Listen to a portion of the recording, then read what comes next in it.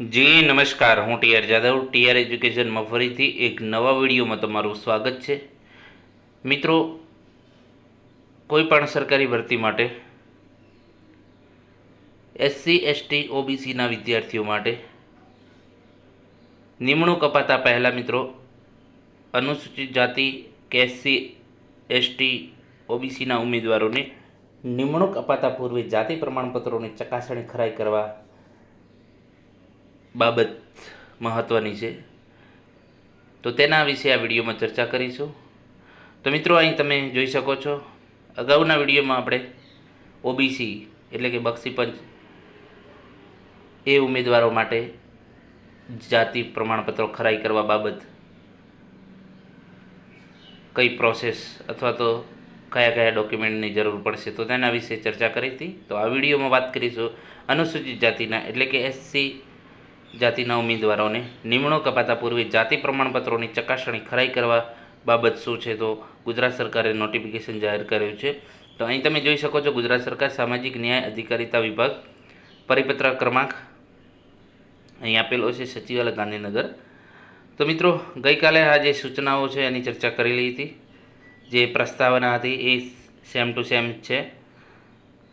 તો જે અહીં પરિપત્રમાં જે છે તો કે રાજ્ય સરકારની સેવામાં નિમણૂક અપાતા પહેલાં સત્તાધિકારી દ્વારા અનુસૂચિત જાતિના ઉમેદવારોના ઉમેદવારોના જાતિ પ્રમાણપત્રની ચકાસણી ખરાઈ નિયામક શ્રી અનુસૂચિત જાતિ કલ્યાણ કચેરી ગાંધીનગર ખાતે કરાવવા માટે નીચે મુજબની પદ્ધતિ અનુસાર કાર્યવાહી કરવાની રહેશે. સંબંધિત વિભાગના વડા દ્વારા જે ઉમેદવારના અનુસૂચિત જાતિના પ્રમાણપત્રોની ચકાસણી કરવાની થતી હોય તેવા તમામ ઉમેદવારો પાસેથી આ સાથે સામેલ રાખેલ જે નિયત ફોર્મમાં વિગતો તથા આધાર પુરાવાની નકલો મેળવીને નિયત ફોર્મ સાથે મોકલવાનું રહેશે.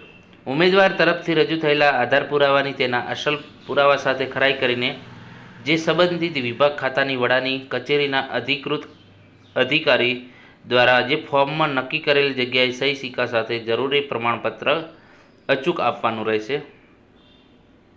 સંબંધિત વિભાગ ખાતાના વડાની કચેરી દ્વારા તમામ ઉમેદવારો પાસેથી મળેલ નિયત ફોર્મ તેની સાથેના આધાર પુરાવા સહિત એકત્ર કરી તમામ ઉમેદવારોના ફોર્મ તથા જે નામ, સરનામા, ઈમેલ તથા સંપર્ક નંબર અંગેની વિગતો સહિતની યાદી એક સાથે નિયામક શ્રી અનુસૂચિત જાતિ કલ્યાણની કચેરી ગાંધીનગરને મોકલવી આપવાની રહેશે. વિવિધ ભરતી સંસ્થાઓ દ્વારા થતી વર્ગથીની ભરતીઓમાં જ્યારે સરકારશ્રી દ્વારા ઝડપીને સમયમર્યાદામાં જાતિ પ્રમાણપત્રની ચકાસણી કરવામાં જણાવવામાં આવે ત્યારે ઉમેદવારોને ફાળવાતા જિલ્લા શહેરમાં સંબંધિત જિલ્લા નાયબ નિયામક શ્રી અનુસૂચિત જાતિ કલ્યાણના અધ્યક્ષસ્થાને બનાવવામાં આવેલ ટીમ દ્વારા જાતિ પ્રમાણપત્રની ચકાસણી ખરાઈ કરવાની રહેશે.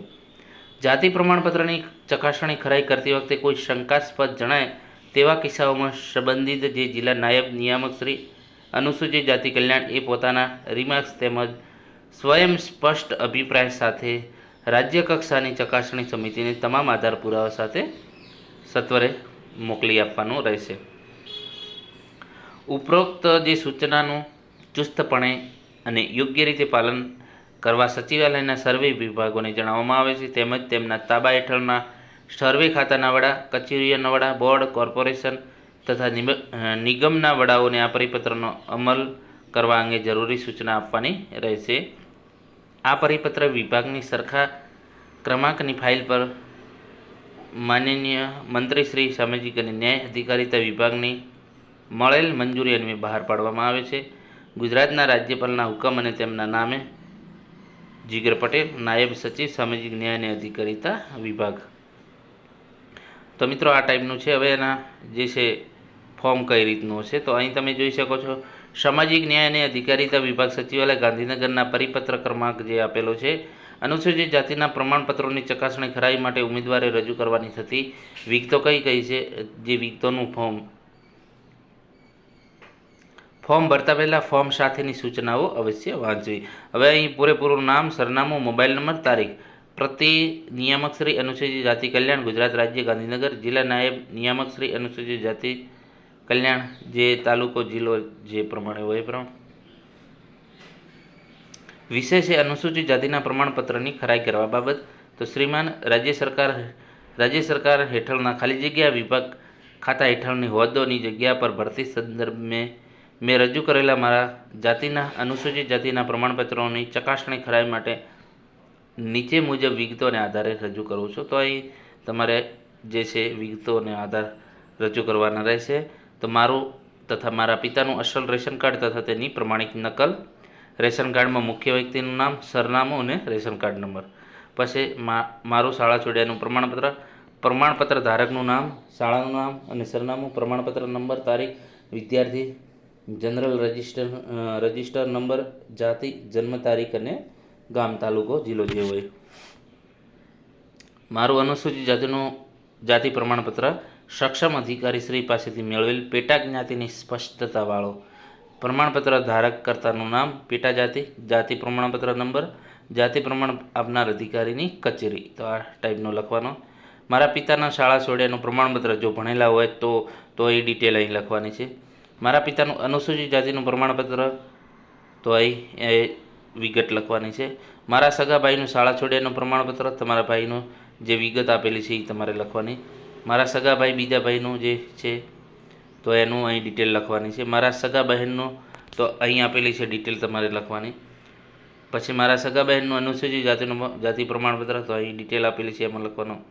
મારા સગા મોટા બાપાનું શાળા છોડ્યાનું પ્રમાણપત્ર તો એની અહીં ડિટેલ તમારે લખવાની છે. મારા સગા મોટા બાપાનું અનુસૂચિત જાતિનું પ્રમાણપત્ર જે અહીં તમારે અહીં આપેલી ડિટેલ ભરવાની છે. પછી મારા સગા કાકાનું શાળા છોડ્યાનું પ્રમાણપત્ર અહીં ડિટેલ તમારે લખવાની છે. મારા સગા કાકાનું અનુસૂચિત જાતિનું પ્રમાણપત્ર તો અહીં એની ડિટેલ લખવાની છે. મારા સગા ફોઈનું શાળા છોડ્યાનું પ્રમાણપત્ર જો હોય તો ભણેલા હોય તો. મારા સગા ફોઈનું અનુસૂચિત જાતિનું જાતિ પ્રમાણપત્ર તો એની ડિટેલ અહીં લખવાની છે. મારા દાદાનું શાળા છોડ્યાનું પ્રમાણપત્ર તો અહીં જે છે ડિટેલ જે છે અહીં લખવાનું, જે શાળામાં ગયા હોય તો. મારા દાદાનું અનુસૂચિત જાતિનું જાતિ પ્રમાણપત્ર તો અહીં એની ડિટેલ. તો કે આ ઉપરાંત મારી જાતિના સમર્થનમાં નીચે જણાવેલ વધુ આધાર પુરાવાની ખરી નકલો રજૂ કરવામાં આવેલ છે. તો અહીં તમારે મારા પિતરાભાઈનું શાળા છોડ્યાનું પ્રમાણપત્ર તો અહીં એની ડિટેલ લખવાની છે. મારા પિતરાભાઈનું અનુસૂચિત જાતિના પ્રમાણપત્ર તો એની અહીં ડિટેલ લખવાની. મારા પિતરાઈ ભાઈ બહેનનું જે શાળા છોડ્યાનું પ્રમાણપત્ર અહીં જે છે આપેલું છે. મારા પિતરાઈ બહેનનું અનુસૂચિત જાતિનું પ્રમાણપત્ર એની ડિટેલ પણ તમારે અહીં લખવાની. મારા કુટુંબ પરિવારનું પેઢીનામું, જાતિના સમર્થનમાં આપની સાથે લોહીનો સંબંધ ધરાવતા જે વ્યક્તિના આધાર પુરાવા રજૂ કરવામાં આવે છે તે વ્યક્તિનું નામ પેઢીનામામાં અવશ્ય હોવું જોઈએ. મહારાષ્ટ્ર રાજ્યમાંથી સ્થળાંતર કરેલ ઉમેદવારો 1/5/1960 પહેલાં એટલે કે મુંબઈ રાજ્ય વખતે ગુજરાતમાં સ્થાયી થયાના આધારોને અમે જાતિ પ્રમાણપત્ર મેળવતી વખતે કચેરીમાં રજૂ કરેલ નીચે મુજબના તમામ અસલ આધાર પુરાવા નીચે પ્રમાણિત નકલો, એટલે કે જે મહારાષ્ટ્ર રાજ્યમાંથી સ્થળાંતર ગુજરાતમાં થયા તો એ માટે જે આ ડોક્યુમેન્ટ છે કે મારા દાદાના નામે ખાલી જગ્યા તે ખાલી જગ્યા કચેરી બેંક ખાનગી કંપનીમાં 1/5/1960 પહેલાં નોકરી કરતા હતા તે બાબતે સંબંધિત કચેરી બેંક ખાનગી કંપનીનું અસલ પ્રમાણપત્ર તેની ખરી નકલ. મારા દાદા નામે ખાલી જગ્યા ગુજરાત રાજ્યમાં 1/5/1960 પહેલાં રહેતા હતા તે અંગે મ્યુનિસિપલ કોર્પોરેશન, નગરપાલિકા, ગ્રામ પંચાયતમાં ભરેલા કરવેરાની અસલ પાવતી તથા તેની ખરી નકલ. મારા દાદા નામે ગુજરાત રાજ્યમાં 1/5/1960 પહેલાં ખરીદેલ મકાન, દુકાન, અન્ય મિલકતના રજિસ્ટર દસ્તાવેજની ખરી નકલ. મારા દાદાના નામે જે તે કચેરી બેંક ખાનગી કંપની 1/5/1960 પહેલાં ખેતીની જમીન ધરાવતા હોય તો તે અંગેના 7/12ના ઉતારા, નમૂના નંબર 6 મિલકતના આકારણી પત્ર વગેરેની અસલ અને ખરી નકલ. એટલે કે આ જે અન્ય રાજ્યમાંથી સ્થળાંતર કરેલ ઉમેદવારોને 10/8/1950 પહેલાં ગુજરાત રાજ્યમાં સ્થાયી થયાના આધારોને અમે જાતિ પ્રમાણપત્ર મેળવતી વખતે સંબંધિત કચેરીમાં રજૂ કરેલ નીચે મુજબના તમામ અસલ આધાર પુરાવા નીચે પ્રમાણિત નકલો. તો જે અહીં આપેલું છે એ પ્રમાણે તમારે ડિટેલ લખવાની છે કે મારા દાદાના નામે જે બેંકમાં કે કચેરીમાં નોકરી કરી હોય તો તેનું અસલ પ્રમાણપત્ર, એ પ્રમાણે મારા દાદાના નામે જે પણ નગરપાલિકા છે, ગ્રામ પંચાયતમાં ભરેલા કરવેરાની પાવતી. પછી અહીં જે છે કંઈ મારા દાદાના નામે દુકાન છે કે અન્ય ખરીદેલ મકાન કે અન્ય તો એની દસ્તાવેજની નકલ. મારા દાદાના નામે તે પહેલાં કચેરી, બેંક, કંપનીમાં 1950 10/8/1950 પહેલાં ખેતીની જમીન ધરાવતા હોય તો તે અંગે 7/12ના ઉતારા, નમૂના નંબર 6 મિલકત આકારણી પત્ર વગેરેની અસલ કરી નકલ. દાદાનો ધર્મ, પિતાનો ધર્મ, પોતે જે ધર્મ પાળે, પછી ઉમેદવારની સહી, તારીખ અને સ્થળ. એના પછી સંબંધિત ખાતા કચેરીના અધિકૃત કરેલા અધિકારીનું જે પ્રમાણપત્ર, તો કે આથી પ્રમાણિત કરવામાં આવે છે કે ઉમેદવાર જે તે ફોર્મ સાથે ચેકલિસ્ટ મુજબ જે આધાર પુરાવાની નકલો રજૂ કરેલી છે તમામ તેના અસલ પત્રો દસ્તાવેજ સાથે ચકાસણી કરવામાં આવી છે તે બરાબર જણાયેલ છે.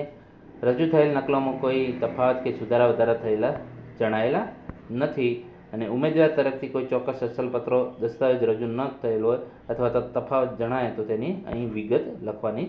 અધિકૃત અધિકારીની સહી, અધિકારીનું નામ, હોદ્દો, કચેરીનો સિક્કો, તારીખ અને સ્થળ. ઉમેદવાર તરફથી કોઈ ચોક્કસ અસલ જે પત્રો દસ્તાવેજ રજૂ ન થયેલ હોય અથવા તફાવત જણાવેલ તેની સ્પષ્ટ વિગતો એ પ્રમાણપત્રમાં દર્શાવવાની રહે. અનુસૂચિત જાતિ પ્રમાણપત્રોની ચકાસણી માટે ઉમેદવારોએ રજૂ કરવાના અંગે ધ્યાનમાં લેવાના સૂચનાઓ. તો શું ધ્યાનમાં રાખવું? તો કે નિયત નમૂનાના ફોર્મમાં વિગતો ભરી સહી કરી તે ફોર્મ તેમાં ચેક લિસ્ટ મુજબ સામેલ રાખવા જણાવેલ છે. તેના આધારે સ્વ પ્રમાણિત નકલો સહિત જે ખાતાની જગ્યા માટે પસંદગી થયેલ હોય તે ખાતા મારફતે રજૂ કરવાના રહેશે. અનુસૂચિત જાતિ અંગેના પ્રમાણપત્રની ચકાસણી માટે ઉમેદવારે રજૂ કરવાપાત્ર આધાર પુરાવા, તો ઉમેદવારનું શાળા છોડ્યાનું પ્રમાણપત્ર અથવા નકલ જે છે એની પ્રમાણપત્ર, ઉમેદવારનું અનુસૂચિત જાતિનું પેટા જ્ઞાતિવાળું સ્પષ્ટવાળું અસલ નકલ જાતિવાળું પ્રમાણપત્ર, ઉમેદવાર પિતાનું શાળા છોડ્યાનું અસલ નકલ પ્રમાણપત્ર, ઉમેદવારના પિતાનું અનુસૂચિત જાતિનું અસલ નકલ પ્રમાણપત્ર, ઉમેદવારના ભાઈ બહેનના શાળા છોડ્યાના અસલ નકલ પ્રમાણપત્રો, ઉમેદવારના ભાઈ બહેનના અનુસૂચિત જાતિના અસલ નકલ પ્રમાણપત્રો, પિતા અભણ હોય તેવામાં દાદા, કાકા, ફોઈ કોઈ એક જાતિનો પુરવાર થયેલ તેવો દસ્તાવેજ અને પેઢીનામું, રેશન કાર્ડ નકલ. ઉમેદવાર તથા પિતાએ જો શાળા છોડ્યાના પ્રમાણપત્રો ડુપ્લિકેટ મેળવેલ હોય તો આ સાથે નિયત નમૂનાનો પ્રાથમિક શાળાનો વયપત્રકનો ઉતારો રજૂ કરવામાં. જો ઉમેદવાર અને ઉમેદવારના પિતા તથા ઉમેદવારના ભાઈ બહેન, અટક, નામ, પેટા જ્ઞાતિ અલગ અલગ હોય તો તેનું સોગંદનામું અથવા તો ગેજેટ અસલ નકલમાં રજૂ કરવું. અનુસૂચિત જાતિના સંબંધિત ઈસમ સભ્ય અગર તો તેના પિતા, પ્રપિતા, વડવાઓ અન્ય રાજ્યમાંથી સ્થળાંતર ગુજરાત કરી વસવાટ કરતા હોય તો તેવા કિસ્સામાં પ્રેસિડેન્શિયલ ઓર્ડર 10/8/1950થી બહાર પાડ્યાની તારીખે અથવા તે પહેલાં ગુજરાત રાજ્યમાં કાયમી વસવાટ ધરાવતા હોય તેવું રેવન્યુ રેકોર્ડ આધારિત પુરાવાની અસલ પ્રમાણિત નકલ. અનુસૂચિત જાતિના સંબંધિત ઈસમ સભ્ય અગર તો તેના પિતા જે પ્રપિતા, વડવાઓ મહારાષ્ટ્રમાં સ્થળાંતર કરી ગુજરાત રાજ્યમાં વસવાટ કરતા હોય તો તેવા કિસ્સામાં 1/5/1960 પહેલાં એટલે કે મુંબઈ રાજ્ય વખતે ગુજરાતમાં સ્થાયી થયેલા હોય તો તેવું રેકોર્ડ આધારિત પુરાવાની અસલ પ્રમાણિત નકલ. એના પછી કોઈ કિસ્સામાં અસલ આધારો ચકાસણી ખરાઈ માટે રૂબરૂ રજૂ કરવાનું જણાવવામાં આવે તો નિયત તારીખ અને સમયે ઉમેદવારે ઉપસ્થિત રહેવું પડશે રૂબરૂ. ઉમેદવાર દ્વારા જે કોઈ આધાર પુરાવા રજૂ કરવામાં આવે તેની પ્રાથમિક ચકાસણી થયા બાદ જરૂર જણાય તેવા કિસ્સામાં વધારાના આધાર પુરાવા રજૂ કરવામાં સૂચના આપવામાં આવે તો ઉમેદવારે વધુ આધાર પુરાવા રૂબરૂ અથવા તો ટપાલ મારફતે જે રીતે જણાવવામાં આવે તે રીતે રજૂ કરવાના રહેશે. તો આ જે છે SC કેટેગરીના ઉમેદવારો માટે જાતિ પ્રમાણપત્ર ચકાસણી કરવા બાબતની ચર્ચા કરી. જો વિડીયો પસંદ આવે તો લાઇક, શેર અને મિત્રો ચેનલને સબસ્ક્રાઈબ કરવાનું ન ભૂલતા. Thank you for watching this video.